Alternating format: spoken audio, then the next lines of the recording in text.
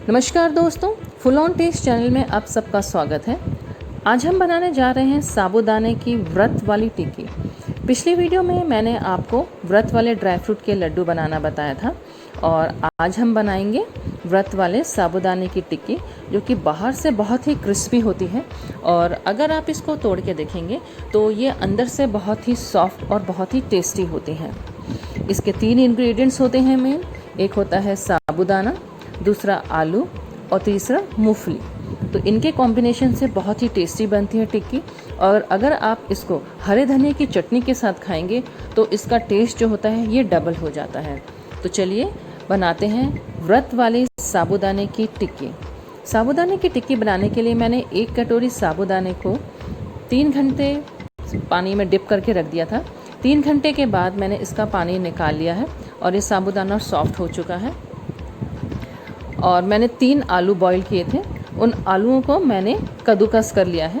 कद्दूकस करने से ये बहुत अच्छे से मिक्स हो जाते हैं साबूदाने के साथ। और आधी कटोरी मैंने इसमें मूंगफली ली है। मूंगफली को पहले मैंने भून लिया था। भूनने के बाद इसका छिलका उतार दिया है और इसको हल्का सा क्रश कर लिया है। आप इसको चाहें तो किसी कपड़े में या पॉलीथीन में रख के इसको कूट के इसको क्रश कर सकते हैं। और धनिया और पुदीना दोनों को मैंने बारीक काट के मिक्स कर लिया है। 3 हरी मिर्ची ली हैं जिसको मैंने बारीक काट लिया है। जैसे कि हम ये व्रत के लिए बना रहे हैं तो हम इसमें ज़्यादा मसाले यूज़ नहीं करेंगे।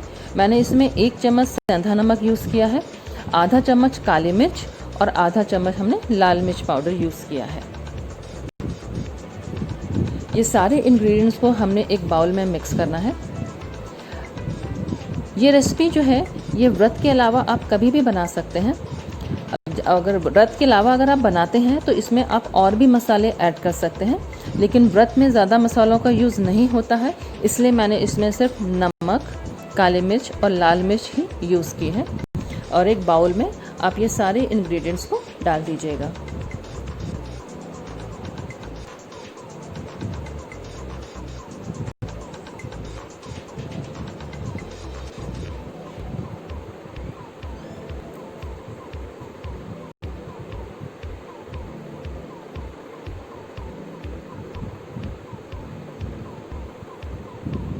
सारे इंग्रेडिएंट्स हमने एक बाउल में डाल दिए हैं। अब हम इसको बहुत अच्छे से मिक्स करेंगे। ये देखिए, आपको अच्छे से मैश करके इसको मिक्स करना है ताकि साबूदाना, आलू और मूंगफली के साथ जो बाकी हमने मसाले डाले हैं ये सारे एक दूसरे से अच्छे से मिक्स हो जाएं।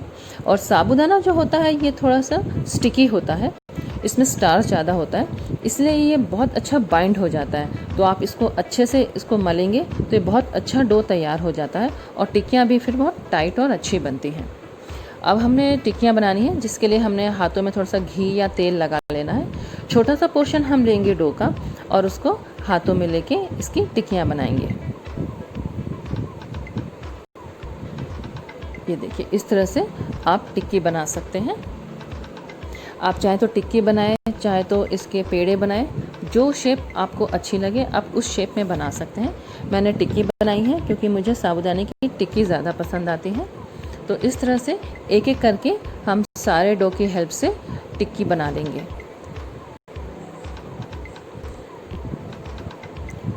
अगर आपके घर में किसी गेस्ट ने आना है या आपने टिक्की को बाद में खाना है तो आप इस तरह से टिक्की डो को बना के, टिक्की को बना के आप फ्रिज में रख सकते हैं।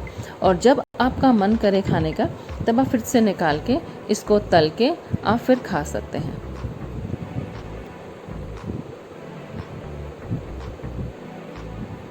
ये देखिए, जितने मैंने आपको इंग्रेडिएंट्स बताए थे उसमें 13 टिक्कियाँ बनके तैयार हो गई हैं। और ये टिक्कियों को हमने हल्का मोटा ही रखना है, ज़्यादा पतली टिक्की नहीं बनानी है। देखिए, इस तरह से सारी टिक्की बनके तैयार हो गई हैं। इसमें जो हरा धनिया, पुदीना और मूंगफली है उसके बहुत अच्छा दिख रही है टिक्की और इसका टेस्ट भी बहुत बढ़िया आता है।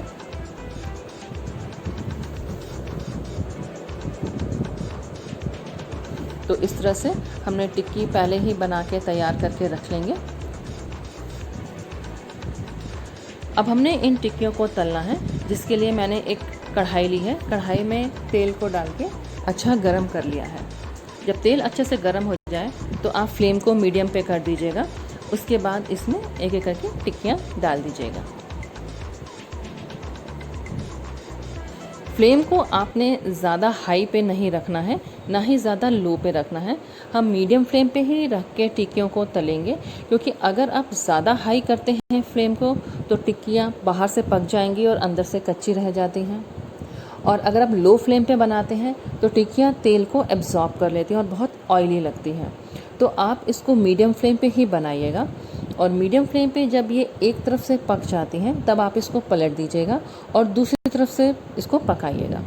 जब आपको लगे कि टिक्कियाँ गोल्डन ब्राउन कलर की हो चुकी हैं, इसका मतलब यही है कि टिक्कियाँ बन के तैयार हो गई हैं, और अब हम इसको अलग से एक प्लेट में निकाल लेंगे।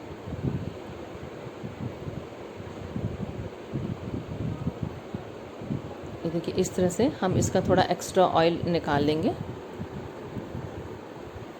और इसको एक पेपर नैपकिन के ऊपर निकालिएगा, क्योंकि पेपर नैपकिन जो होता है ये टिक्कियों का एक्स्ट्रा ऑयल जो है वो एब्जॉर्ब कर लेता है।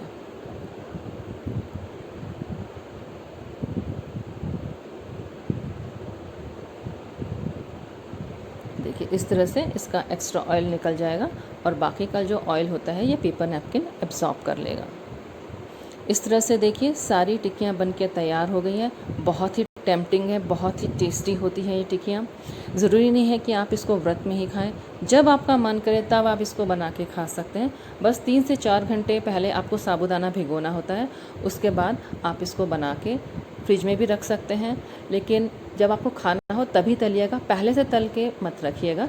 जब आपका मन करे उसी समय तलिएगा। और अगर आप इसको धनिए की चटनी के साथ खाते हैं तो ये बहुत ही ज़्यादा टेस्टी लगता है।